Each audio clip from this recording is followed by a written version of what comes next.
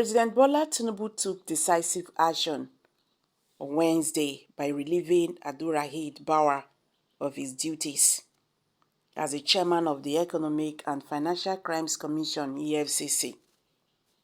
As the president, who commenced his term on May 29 with the highest corruption perception index among Nigerian leaders, he emphasized the need for a thorough investigation into numerous petitions that raised concerns about the conduct of the anti-graft chief during his tenure. Following his removal, Mr. Bawar was placed under the custody of the State Security Service (SSS), where he is currently undergoing extensive interrogation. It is worth noting that as of the time of this publication, he has not been granted access to legal representation. Mr. Tinubu's recent actions have garnered both support and skepticism from various quarters, while his supporters applauded his swift response to complaints against public servants with his administration. In stark contrast to what they perceive as President Muhammadu Buhari's inaction in similar cases, anti-corruption activities remain doubtful about the timing and circumstances surrounding his sudden error towards Mr. Bawar. It is worth noting that Mr. Bawar holds a notable position in the EFCC, having been one of the agency's first cadets back in 2003. His appointment as the agency's youngest ever leader, confirmed by the Nigerian Senate in 2021, was seen as a significant achievement. However, some individuals view Mr. Tinubu's recent actions as a form of retaliation. This perception stems from the fact that Mr. Bawar had initiated an investigation into allegations of fraud and racketeering involving Mr. Tinubu during his tenure as the head of the EFCC Lagos Zonal Office in 2020. This alleged connection between the investigation and Mr. Tinubu's subsequent response has raised eyebrows among skeptics.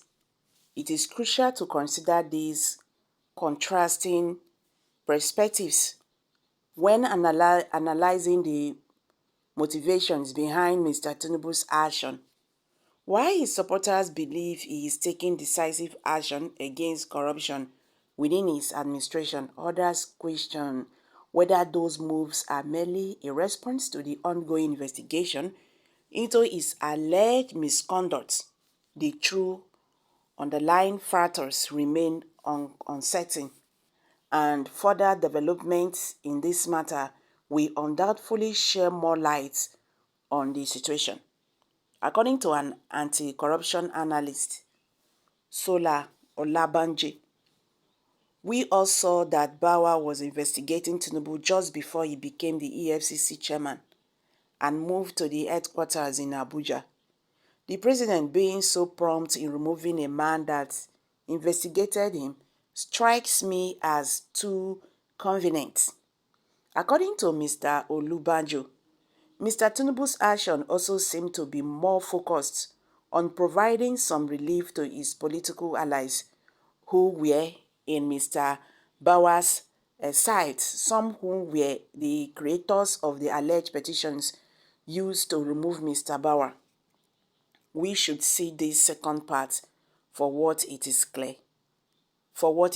a clear obstruction of active investigations against the Senate President Godwin Obabio and the former governors like Bello Matawalle and Kayode Fayemi.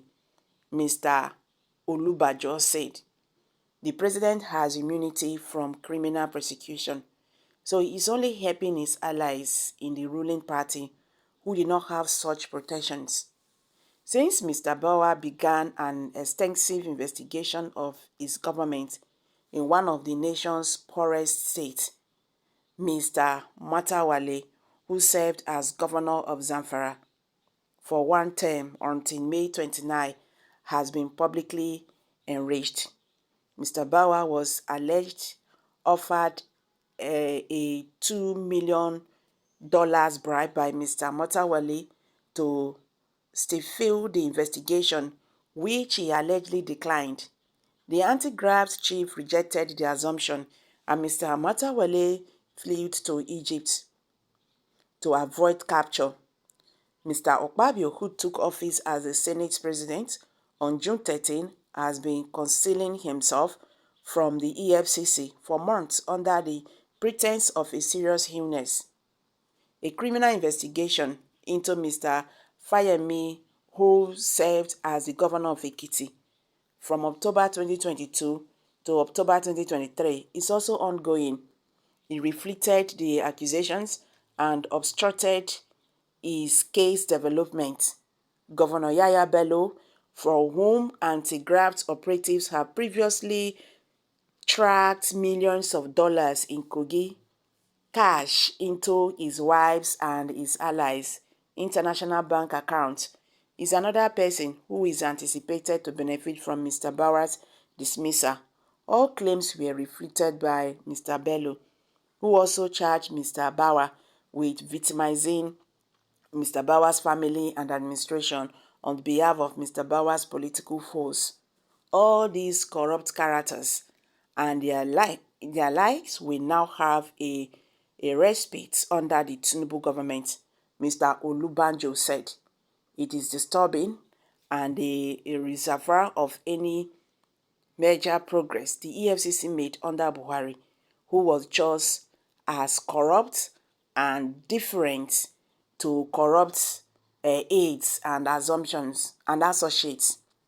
Mr. Bauer's dismissal came just days after the president fired Godwin Emefiele, a rival who was believed to be the governor of the Central Bank of Nigeria, on the grounds that he wanted to begin his administration with a clean state, according to the president's spokesman, Dele Aleke. Mr. Tinubu has denied favoring his allies with Mr. Bauer's dismissal. Nevertheless, Mr. Olubanjo argued that Mr. Tinubu, who once lost money to American law enforcement for drug trafficking, should utilize his presidency to further his dishonest reputation. He should see his presidency as an opportunity to repair his image and leave a legacy of a leader who ensured personal, political, and considerations to foster a decisive law enforcement system for the Nigerian people, the analyst said. This is really very tough. I said it and I will continue to say it. Our president is doing all this because he has cockroach in his cupboard that he is not ready to let people know. That is why he's deriving pleasure in firing people anyhow without reason. I think I am beginning to be interested in all these news events in Nigeria, especially the one releasing to Mr. President Tinubu. If I may ask, what type of government do you people want? You accuse Goodluck Jonathan. Buhari has been so too slow. Now, is Tinubu too fast? What do you want? Ethnic biased people.